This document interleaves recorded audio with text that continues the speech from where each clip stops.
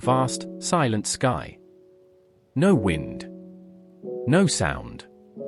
Just an endless blue stretching beyond what the eye can hold. Two birds sit on opposite ends of the same broken branch. One faces east. One faces west. They have never spoken. They have never looked at each other. But every single morning, without fail, they both do the same thing. They open their beaks toward the sky and they sing. One sings a prayer. The other sings a song of reason. And the forest doesn't care which one sounds more beautiful. Because somewhere beneath that branch, a smaller bird is lying on the cold ground, hungry, wounded, forgotten, and neither of the two birds on that branch ever look down.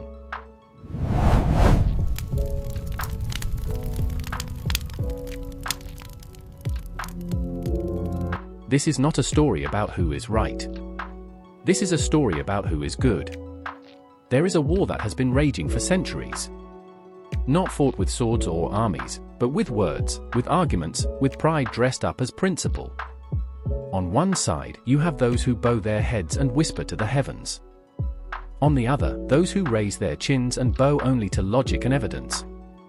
Both sides are absolutely certain they are right. Both sides have written books, built institutions, and spent lifetimes defending their position. But somewhere in the middle of that war, in the silence between the arguments, there is a question that nobody wants to answer. Are you kind?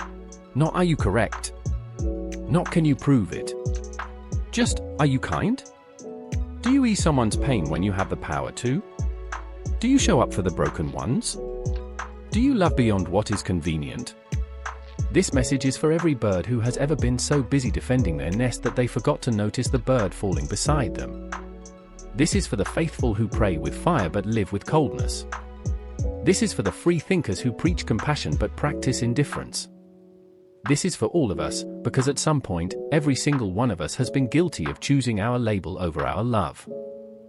In a great forest, so old the trees had forgotten their own age, there lived two birds who were considered the most important in all the land. The first was a magnificent eagle. His feathers were the color of deep mahogany, and around his neck, he wore a woven thread of sacred gold. Every morning before sunrise, he would climb to the highest rock, close his eyes, and speak to the sky. He believed in something greater than himself, something vast and invisible and powerful. The other birds respected him deeply. They called him wise. They called him holy. They brought their young to sit at his feet and listen to his words about purpose and meaning and a world beyond this one. The second bird was a silver crane.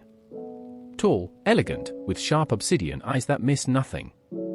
She believed in no sky god, no invisible force, no sacred thread. She believed in what she could see, what she could measure, what she could prove. And she had proven much. She had studied the patterns of the river, predicted the storms before they came, and taught the other birds how to find food even in the coldest winters. The forest respected her too. They called her brilliant. They called her enlightened.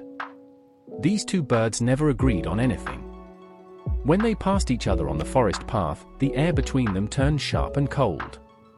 The eagle would look at the crane with quiet pity. Poor lost soul, he would think, so much knowledge, so little faith. The crane would glance back with barely hidden contempt. Poor deluded creature, she would think, so much devotion, so little reason. And so it went. Season after season. The forest divided itself into those who followed the eagle and those who followed the crane. They built separate feeding grounds. They sang separate songs. They even stopped sharing the same branches of the great oak tree.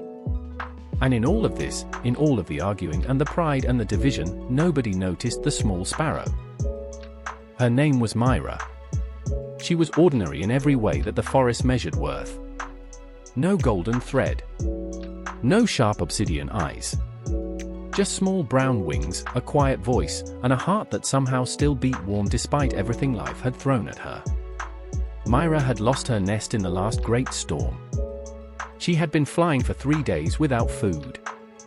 Her wing was slightly torn, not broken, but aching. She landed near the eagle's rock one evening, trembling, and looked up at him with exhausted eyes. The eagle was deep in his evening ritual. He did not look down. She dragged herself to the crane side of the river the following morning. The crane was explaining the mathematics of migration to a group of young birds, her voice precise and confident. She did not look up either. Myra sat alone at the edge of the forest for a long time. And then, quietly, without drama, she tucked her torn wing against her body and closed her eyes in the cold. Here is what the forest forgot. Here is what we all forget. Belief, whether it points to the heavens or to the stars, was never supposed to be a trophy. It was never supposed to be a wall you build around yourself to keep out the ones who believe differently. Faith, at its most honest, most sacred core, has always been about becoming more compassionate, more generous, more present for the suffering of others.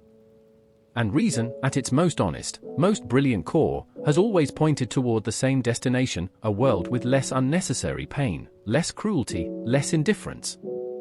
But somewhere along the way, both the eagle and the crane made the same mistake. They confused being right with being good. They mistook the label for the life. They spent so long debating what exists above the clouds that they lost the ability to see what was suffering right beneath their feet. There is a word that exists in almost every language on earth. It sounds different depending on where you were born and what tongue your mother sang to you in. But it means the same thing everywhere. It means, do not let another creature suffer if you have the power to ease it. That word is not religious. That word is not atheist. That word is not earned by going to the right temple or reading the right books. That word is human. Or in this forest, it is bird. It is the base code written into every breathing thing before doctrine ever arrived, before philosophy ever arrived, before any of us decided what to call ourselves. The eagle could pray every morning for 1,000 years. He could memorize every sacred text ever written. He could sing his devotion until his voice became the wind itself. But if he walks past a hungry sparrow and does not stop, what has all of that prayer built? The crane could understand the movement of every star in the night sky. She could explain consciousness and chemistry and the origin of the universe. She could be so right about so many things that the smartest minds in the forest lined up to hear her speak. But if she calculates the cost of stopping to help and decides the math doesn't justify it, what has all of that brilliance built? Nothing. It has built a very impressive, very elaborate, very empty cage. It was a young robin, barely old enough to fly straight, who found Myra first. He had no golden thread. He had no obsidian eyes.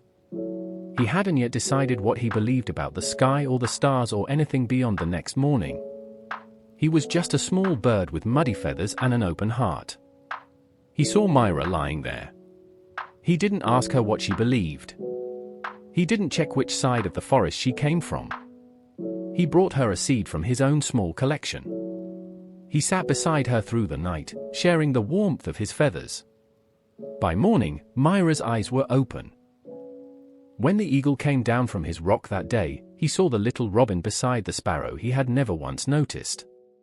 Something cracked open inside his chest, not a sound, not a word, just a crack, the way old bark splits after a long winter and something green begins to push through. When the crane walked past and saw the same scene, she stopped for the first time in years. Her sharp eyes, usually scanning the horizon, looked down. And what she saw was not data. What she saw was not a problem to be solved. What she saw was the only thing that had ever mattered in all of her beautiful thinking, a living thing, tended to with care. Both of them stood there in silence. And both of them, for the first time, felt the same thing. Shame. And then, slowly, something warmer than shame. Something that felt like beginning. Because here is the truth that the little robin already knew, not from prayer, not from philosophy, but from something older than both. Your beliefs mean nothing to the bird who is cold. Your arguments mean nothing to the bird who is hungry. Your righteousness means nothing to the bird who has been lying on the ground while you stood on your branch and looked at the sky. What you believe about the universe is your private sky. But what you do, on this ground, in this forest, with these creatures around you, that is your legacy. There will always be eagles and cranes in this world. There will always be those who find meaning in the sacred and those who find meaning in the scientific. There will always be prayers whispered in the dark, and there will always be those who say the dark is just the dark. And that is okay. That is the beautiful, complicated, maddening truth of what it means to share a world with other minds. But the forest does not survive because of what the birds believe. The forest survives because of how the birds treat each other. The ancient tree does not ask the bird resting in its branches whether it prays or thinks or doubts. The river does not check your doctrine before it gives you water. The coal does not discriminate between the faithful and the rational. And suffering, real suffering, the kind that comes in the night and doesn't announce itself, suffering does not care at all what you have decided to call yourself. So let this be the question you carry with you. Not am I right? You may never fully know the answer to that, and that is a burden every honest mind must learn to hold. But instead, am I good? When the small bird is lying on the cold ground, do I stop? When the one beside me is struggling, do I look down from my branch? When I have warmth and I have seeds and I have one moment to give, do I give it? Because in the end, the forest will not remember your arguments. It will not carve your theology or your philosophy into the bark of the old trees. What it will remember, what it always remembers, is who showed up. Who was present? Who was gentle when gentleness cost something? Who chose the bird on the ground over the debate in the air? The eagle eventually came down from his rock. Not because he stopped believing, but because he finally understood what his belief was for. The crane eventually looked away from the horizon. Not because she stopped thinking, but because she finally understood where the most important answers were hiding. Not in the stars. Not in the equations.